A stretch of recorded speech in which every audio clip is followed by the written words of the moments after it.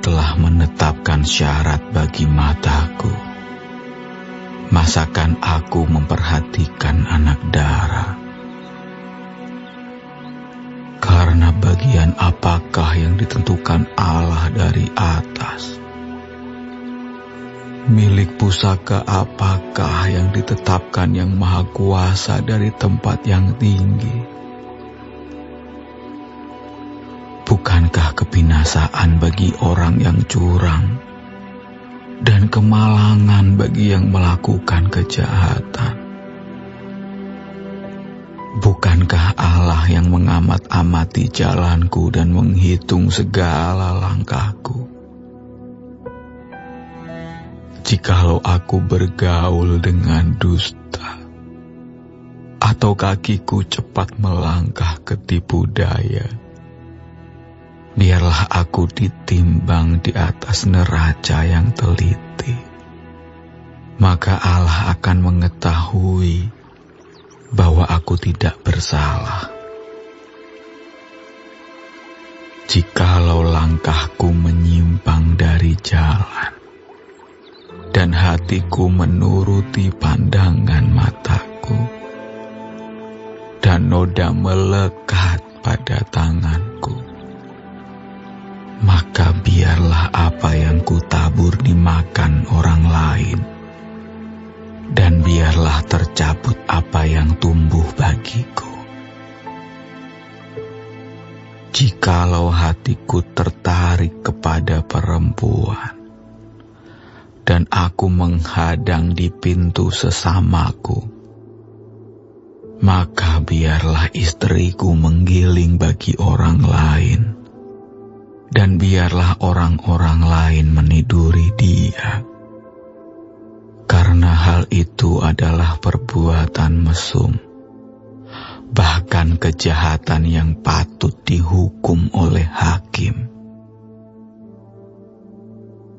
Sesungguhnya, itulah api yang memakan habis dan menghanguskan seluruh hasilku.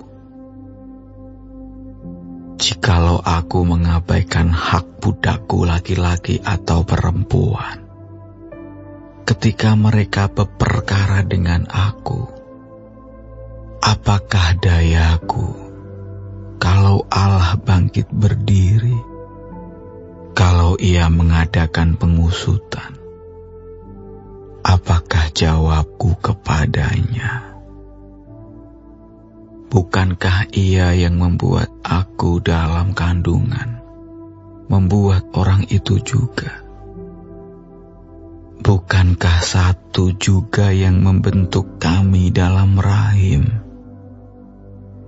Jikalau aku pernah menolak keinginan orang-orang kecil, menyebabkan mata seorang janda menjadi pudar, atau memakan makananku seorang diri, sedang anak yatim tidak turut memakannya, malah sejak mudanya aku membesarkan dia seperti seorang ayah, dan sejak kandungan ibunya aku membimbing dia. Jikalau aku melihat orang mati karena tidak ada pakaian, atau orang miskin yang tidak mempunyai selimut, dan pinggangnya tidak meminta berkat bagiku, dan tidak dipanaskannya tubuhnya dengan kulit bulu dombaku, jikalau aku mengangkat tanganku melawan anak yatim, karena di pintu gerbang aku melihat ada yang membantu aku, maka biarlah tulang belikatku lepas dari bahuku, dan lenganku dipatahkan dari persendiannya. Karena celaka yang daripada Allah menakutkan aku, dan aku tidak berdaya terhadap keluhurannya. Jikalau aku menaruh kepercayaan kepada emas, dan berkata kepada kencana, Engkaulah kepercayaanku. Jikalau aku bersuka cita, karena kekayaanku besar, dan karena tanganku memperoleh harta benda yang berlimpah-limpah. Jikalau aku pernah memandang matahari ketika ia bersinar, dan bulan yang beredar dengan indahnya, sehingga diam-diam hatiku terpikat dan menyampaikan kecupan tangan kepadanya, maka hal itu juga menjadi kejahatan yang patut dihukum oleh hakim, karena Allah yang di atas telah kuingkari. Apakah aku bersuka cita karena kecelakaan pembenciku, dan bersorak-sorai bila ia ditimpa malapetaka? Aku tak akan membiarkan mulutku berbuat dosa, menuntut nyawanya dengan mengucapkan sumpah serapah. Jikalau orang-orang di kemahku mengatakan, siapa yang tidak kenyang dengan lauknya? Malah orang asing pun tidak pernah bermalam di luar. Pintuku kubuka bagi musafir.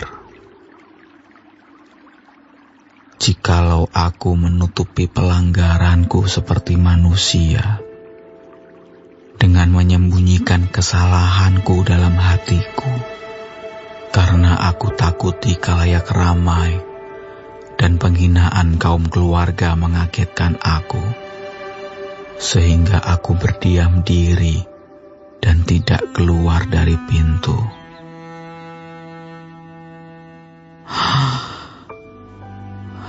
Sekiranya ada yang mendengarkan aku, inilah tanda tanganku.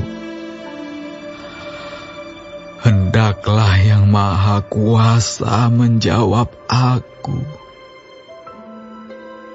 Sekiranya ada surat tuduhan yang ditulis lawanku, sungguh surat itu akan kupikul dan akan kupakai bagaikan mahkota. Setiap langkahku akan kuberitahukan kepadanya. Selaku pemuka, aku akan menghadap dia. Jikalau ladangku berteriak karena aku, dan alur bajaknya menangis bersama-sama, jikalau aku memakan habis hasilnya dengan tidak membayar, dan menyusahkan pemilik-pemiliknya, maka biarlah bukan gandum yang tumbuh, tetapi onak, dan bukan jelai, tetapi lalang. Sekianlah kata-kata Ayub.